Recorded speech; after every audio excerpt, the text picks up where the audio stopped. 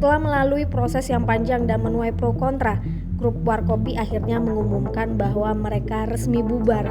Hal itu disampaikan manajemen Warkopi, Patria TV, Ali Julis dalam kanal YouTube Liputan Selebriti. Dalam video itu Ali menjelaskan bahwa Warkopi resmi bubar. Dia menambahkan berdasarkan arahan dari lembaga Warkop DKI, mereka diminta untuk segera mengganti nama.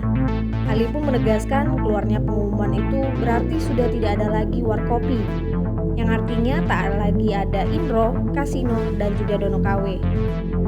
Kedepannya, kata Ali, Alvin, Dimas, dan Asep akan menggunakan namanya sendiri. Jadi per hari ini kami memastikan kami sudah membubarkan secara resmi Warkopi. Jadi kedepannya yang ada hanyalah Alvin, Dimas, dan Asep, pungkasnya. Sementara itu sempat pula berhembus kabar perihal nama baru dari ketiganya, yaitu Tachiman. Nama itu sendiri tercetus oleh Dimas yang diambil dari nama asal daerah ketiganya. Dimas menambahkan tak menutup kemungkinan grup mereka akan berganti nama dengan Tachiman jika mendapatkan persetujuan.